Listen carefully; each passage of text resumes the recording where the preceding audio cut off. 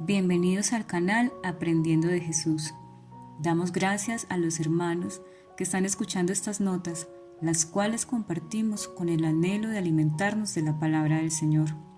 De nuevo, les saludamos deseando que la presencia del Señor permanezca en nuestros corazones y nos prepare para conocerle realmente y así poder ser transformados y afianzados en su amor.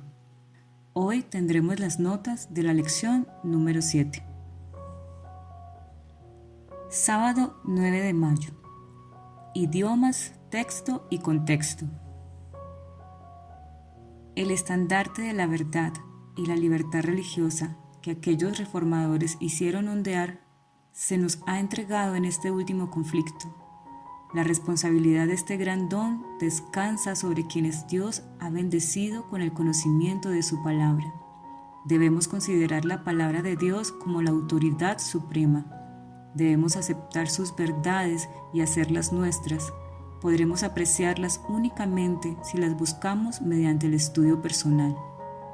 Cuando convirtamos la palabra de Dios en la guía de nuestras vidas, se contestará en nosotros la oración de Cristo. Santifícalos en tu verdad, tu palabra es verdad.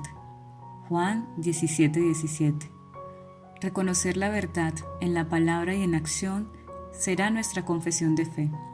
Únicamente así podrán los demás confirmar que creemos en la Biblia.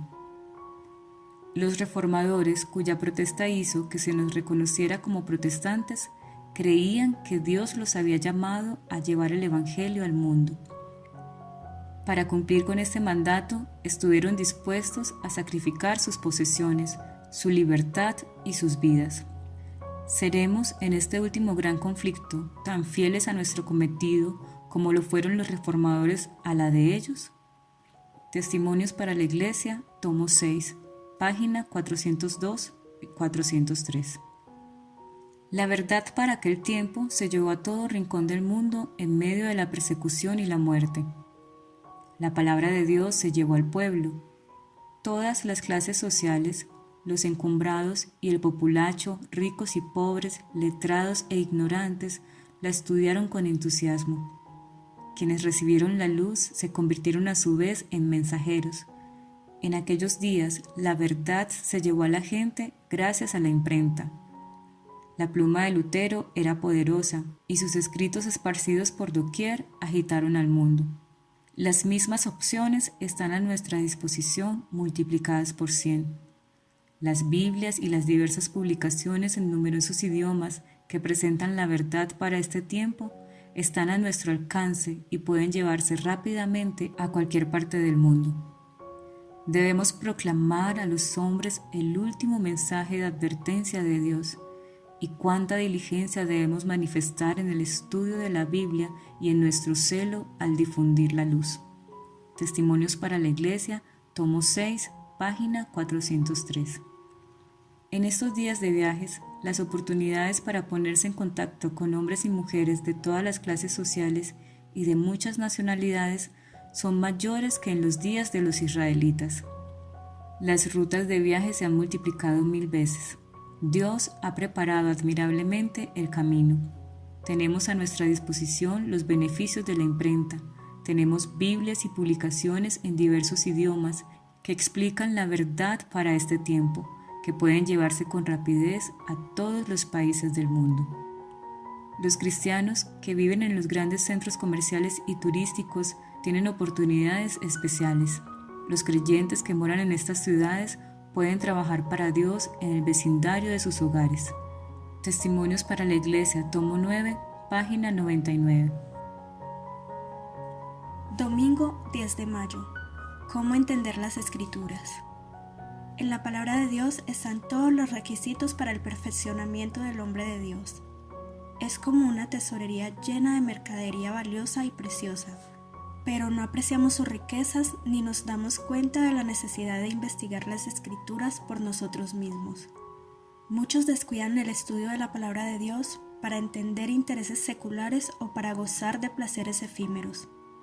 O bien podríamos dejar a un lado todo lo que sea de carácter terreno antes que la investigación de la palabra de Dios, que puede hacernos sabios para vida eterna. inspirada por Dios, puede hacer sabio para la salvación, haciendo al hombre de Dios perfecto, enteramente preparado para toda buena obra. El libro de los libros tiene el máximo derecho a nuestra reverente atención. En la búsqueda de las verdades reveladas por el cielo, el Espíritu de Dios es puesto en la íntima relación con el sincero investigador de las Escrituras. La comprensión de la voluntad revelada de Dios ensancha la mente, la expande, la eleva y la dota de nuevo vigor, poniendo sus facultades en contacto con la maravillosa verdad. La Biblia da al verdadero investigador de la verdad una avanzada disciplina mental, y él sale de la contemplación de las cosas divinas con sus facultades enriquecidas. El yo es humillado mientras Dios y su verdad revelada son exaltados. En los lugares celestiales, página 135.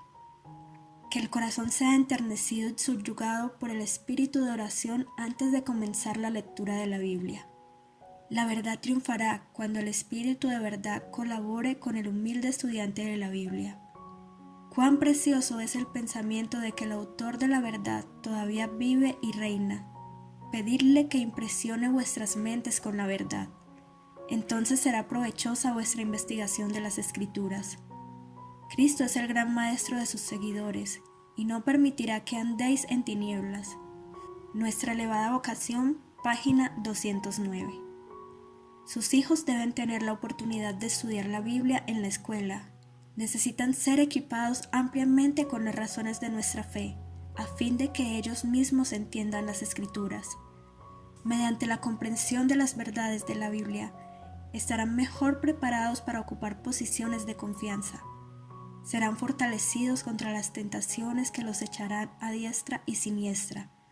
Tal como Daniel, si ellos han sido bastante instruidos y consagrados, podrán ser llamados a cumplir responsabilidades importantes. Daniel fue un estadista fiel en la corte de Babilonia, porque amaba, reverenciaba y confiaba en Dios. En medio de la tentación y el peligro, fue preservado por el poder de Dios. Leemos que Dios le otorgó a Daniel sabiduría y lo dotó de entendimiento. Aquellos que obtienen un conocimiento de la voluntad de Dios y practican los preceptos de su palabra, serán hallados fieles en cualquier posición de confianza en que se les coloque. Padres, considerad esto. Colocad a vuestros hijos en un lugar donde les serán incluidos los principios de la verdad, donde se hará todo esfuerzo a fin de ayudarlos a mantener su consagración si ya están convertidos, y donde si aún no se han convertido, serán influidos para llegar a ser hijos de Dios, y así capacitarlos para que salgan a alcanzar a otros para la verdad. Lunes 11 de mayo. Las palabras y sus significados. La justicia y la misericordia se mantuvieron separadas, opuestas la una a la otra, separadas por un ancho abismo. El Señor, nuestro Redentor, revisitó su divinidad con humanidad y forjó a favor del hombre un carácter que era sin mancha ni tacha. Plantó su cruz a mitad del camino entre el cielo y la tierra, la convirtió en el objeto de atracción que se extendía en ambas direcciones, uniendo a la justicia y a la misericordia a través del abismo. La justicia se trasladó desde su elevado trono y con todos los ejércitos del cielo se aproximó a la cruz. Allí vio uno igual a Dios, llevando el castigo de toda injusticia y todo pecado. La justicia se inclinó con reverencia ante la cruz con perfecta satisfacción, diciendo: es suficiente. Comentarios de Elena de White en Comentario Bíblico Adventista del Séptimo Día, tomo 7, página 947. Nuestro Redentor vivió no para gratificarse a sí mismo, sino para hacer el bien y para salvar a otros del sufrimiento, para ayudar a los que más lo necesitaban. Perseveró en esa actitud hacia el mismo fin. El castigo de nuestra paz recayó sobre él y llevó las iniquidades de todos nosotros. Nosotros debimos beber esa amarga copa. Nuestros pecados fueron los ingredientes de esa mezcla, pero nuestro querido Salvador la sacó de nuestros labios y la bebió él mismo. Y en su lugar nos ofrece una copa de misericordia, bendición y salvación. Oh, qué inmenso sacrificio se hizo en favor de la raza caída. Qué amor maravilloso e incomparable. Después de todas estas manifestaciones de amor, hechas precisamente con el fin de revelarnos su amor. Trataremos de evitar las pequeñas pruebas que tenemos que soportar. ¿Podemos amar a Cristo y al mismo tiempo no estar dispuestos a llevar la cruz? ¿Podemos querer participar de su gloria, pero no seguirlo siquiera desde el tribunal hasta el Calvario? Si Cristo está en nosotros, la esperanza de gloria, caminaremos como Él lo hizo, imitaremos su vida de sacrificio para bendecir a los demás. Beberemos de su copa y seremos bautizados de su bautismo. Daremos la bienvenida a una vida de devoción, pruebas y abnegación por causa de Cristo. Por más sacrificios que hagamos para obtenerlo, el cielo será demasiado barato. Testimonios para la Iglesia, tomo 2, páginas 67-68. La paz mental, que es el resultado de las acciones y los motivos puros y santos, le dará un tono de vigor y libertad a todos los órganos del cuerpo. La paz interior y una conciencia desprovista de ofensas a Dios vivificará y vigorizará el intelecto, como el rocío que se derrama sobre las tiernas plantas. La voluntad está entonces correctamente dirigida y controlada, y aunque es más decidida, está libre de perversidad. Las meditaciones son placenteras porque están santificadas. La serenidad mental que usted puede poseer será una bendición para todos los que se relacionan con usted. Esta paz y esta calma llegarán a ser naturales con el tiempo y reflejarán sus preciosos rayos sobre todos los que la rodean, para volver de nuevo a reflejarse sobre usted. Mientras más guste de esta paz celestial y de esta serenidad de la mente, más aumentarán. Es un placer animado y viviente que no sume todas las energías morales en un estupor, sino que las despierta para llevar a cabo una actividad mayor. La paz perfecta es un atributo del cielo que los ángeles poseen. Quiera Dios ayudarle a poseer esta paz. Testimonios para la Iglesia, tomo 2, página 293-294. Martes 12 de mayo. Repetición, formas de escritura y significado. Y el uno daba voces diciendo: Santo, Santo, Santo, Jehová de los ejércitos, toda la tierra está llena de su gloria. Isaías 6:3. Esos seres santos cantaban la alabanza y la gloria a Dios, con labios no contaminados por el pecado. El contraste entre la pobre alabanza que Isaías había estado acostumbrado a dar al Creador y las fervientes alabanzas de los serafines sorprendía y humillaba al profeta. Así, cuando al siervo de Dios le es permitido contemplar la gloria del Dios del cielo que se revela a la humanidad y percibe en un grado, aunque sea mínimo, la pureza del Santo de Israel, hará confesiones pasmosas de la contaminación de su alma, más que jactancias orgullosas de su santidad. Con profunda humildad, Isaías exclamó: «Ay de mí, pues soy perdido, porque soy hombre de labios inmundos». No se trata aquí de la humildad forzada y del servil reproche de sí mismo, cuyo despliegue pareciera que muchos consideran una virtud. Este dudoso remedio de la humildad es impulsado por corazones llenos de orgullo y estima propia. Muchos de los que se desmerecen a sí mismos de palabra se sentirían decepcionados si ese proceder no suscitara expresiones de alabanza y aprecio de parte de los demás, pero la convicción del profeta era genuina. Conflicto y valor, página 233. ¿Cuántos se aferran tenazmente a lo que creen que es dignidad y que solo es estima propia? Los tales tratan de honrarse a sí mismos en vez de esperar con humildad de corazón que Cristo los honre. En la conversación, más tiempo se pasa hablando del yo que exaltando las riquezas de la gracia de Cristo. La verdadera santidad y humildad son inseparables. Mientras más cerca está el alma de Dios, más completamente se humillará y se someterá. Cuando Job oyó la voz del Señor desde el torbellino, exclamó: «Me aborrezco y me arrepiento en polvo y ceniza». Job 42:6. El que capta un destello del incomparable amor de Dios, computa todas las otras cosas como pérdida, y considera al Señor como el principal entre 10,000, y todo él codiciable. Cuando los serafines y querubines contemplan a Cristo, cubren su rostro con sus alas, no despliegan su perfección y belleza en la presencia de la gloria de su Señor.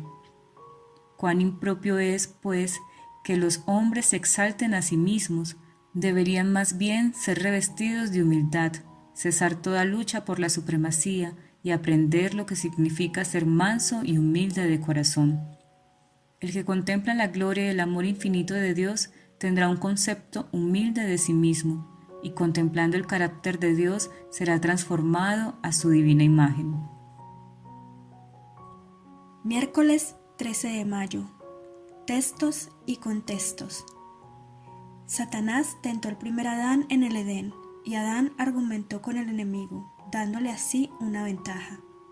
Satanás ejerció su poder hipnótico sobre Adán y Eva, y se esforzó por ejercer ese poder sobre Cristo.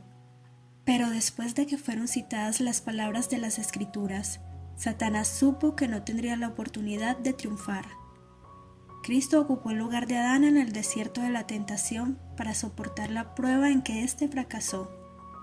Entonces Cristo venció en lugar del pecador, 4000 años después de que Adán dio la espalda a la luz de su hogar. La familia humana, separada de la presencia de Dios, se había apartado más y más, generación tras generación, de la pureza original, de la sabiduría y el conocimiento que Adán poseía en el Edén. Cristo llevó los pecados y las debilidades de la raza humana en la condición en que ésta se encontraba cuando Él vino a la tierra para socorrer al hombre. En favor de la raza humana y con las debilidades de hombre caído sobre sí, debía resistir las tentaciones de Satanás en todos los puntos en los cuales sería atacado el hombre. Comentarios de Elena G. de White en Comentario Bíblico Adventista del Séptimo Día, tomo 5, página 1057. Qué contraste el del segundo Adán cuando fue al sombrío desierto para hacer frente sin ninguna ayuda a Satanás. Desde la caída, la raza humana había estado disminuyendo en tamaño y en fortaleza física, y hundiéndose más profundamente en la escala de la dignidad moral, hasta el periodo del advenimiento de Cristo a la tierra. Y a fin de elevar al hombre caído, Cristo debía alcanzarlo donde estaba. Él tomó la naturaleza humana y llevó las debilidades y la degeneración del hombre. El que no conoció pecado llegó a ser pecado por nosotros. Se humilló a sí mismo hasta las profundidades más hondas del infortunio humano, a fin de poder estar calificado para llegar hasta el hombre y elevarlo de la degradación en que el pecado lo había sumergido. Mensajes selectos, tomo 1, páginas 314-315. ¿Cuántos están haciendo un intenso trabajo para andar en la senda estrecha de la santidad? Para muchos, la paz y el descanso de este bendito camino no parecen estar más cercanos hoy que lo que estaban años atrás en lo pasado. Miran muy a lo lejos para hallar lo que está cerca. Hacen complicado lo que Jesús hizo muy sencillo. Él es el camino, la verdad y la vida. El plan de salvación ha sido revelado con sencillez en la palabra de Dios. Pero se ha buscado demasiado la sabiduría del mundo y demasiado poco la sabiduría de la justicia de Cristo. Y almas que podrían haber descansado en el amor de Jesús han estado dudando y confusas acerca de muchas cosas. Debéis confiar en Jesús por vosotros mismos y apropiaros de las promesas de Dios para vosotros, o de otra manera, ¿cómo podéis educar a otros a tener una confianza humilde y santa en Él? Mensajes selectos, tomo 3, páginas 170-171. Jueves 14 de mayo. Los libros y su mensaje. Durante los 25 primeros siglos de la historia humana no hubo revelación escrita. Los que eran enseñados por Dios comunicaban sus conocimientos a otros, y estos conocimientos eran así legados de padres a hijos a través de varias generaciones. La redacción de la palabra escrita empezó en tiempo de Moisés. Los conocimientos inspirados fueron entonces compilados en un libro inspirado.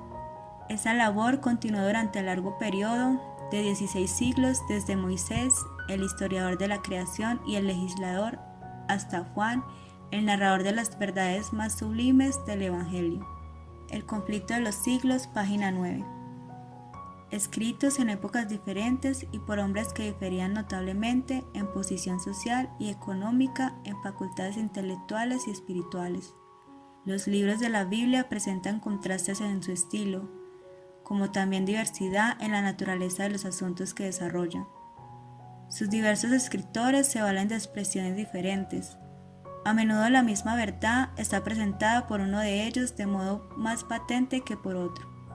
Ahora bien, como varios de sus autores nos presentan el mismo asunto desde puntos de vista y aspectos diferentes, puede parecer al lector superficial, descuidado y prevenido.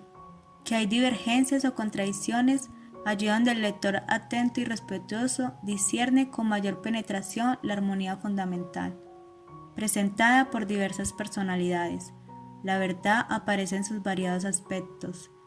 Un escritor percibe con más fuerza cierta parte del asunto, comprende los puntos que armonizan con su experiencia o con sus facultades de percepción y apreciación. Otro nota más bien otro aspecto del mismo asunto, y cada cual, bajo la dirección del Espíritu Santo, presenta lo que ha quedado inculcado con más fuerza en su propia mente. De aquí que encontramos en cada cual un aspecto diferente de la verdad, pero perfecta armonía entre todos ellos.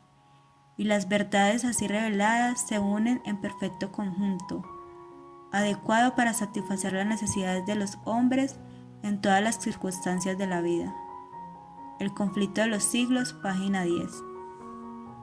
Al predicar a los tesalonicenses, Pablo apeló a la profecía del Antiguo Testamento concernientes al Mesías. Cristo había abierto en su ministerio la mente de sus discípulos a estas profecías, pues comenzando desde Moisés y de todos los profetas declarábales en todas las escrituras lo que de él decían. Lucas 24:27. Pedro, al predicar a Cristo, había sacado del Antiguo Testamento sus evidencias. Esteban había seguido el mismo plan. Y también Pablo en su ministerio apelaba a las escrituras que predecían el nacimiento, los sufrimientos, la muerte, resurrección y ascensión de Cristo. Por el inspirado testimonio de Moisés y los profetas probaba claramente la identidad de Jesús de Nazaret como el Mesías y mostraba que desde los días de Adán era la voz de Cristo la que había hablado por los patriarcas y profetas. Moisés, cerca del fin de su trabajo como jefe y maestro de Israel, profetizó claramente el Mesías venidero. Profeta de en medio de ti, declaró a las huestes reunidas de Israel: de tus hermanos como yo te levantará Jehová tu Dios. A él oiréis. Y Moisés aseguró a los israelitas que Dios mismo le había revelado esto en el monte de Horeb, diciendo: profeta les suscitaré de en medio de sus hermanos como tú, y pondré mi palabra en su boca, y él les hablará todo lo que yo le mandare. Deuteronomio 18:15, 18. Los Hechos de los Apóstoles, páginas 180, 181. Hermanos, nuestro Padre Celestial nos ha prometido a su Espíritu para darnos a entender su palabra y afianzar en nosotros las enseñanzas que nos son reveladas a través de ella. La bendición del Señor sea sobre todos ustedes. Gracias por escuchar y compartir.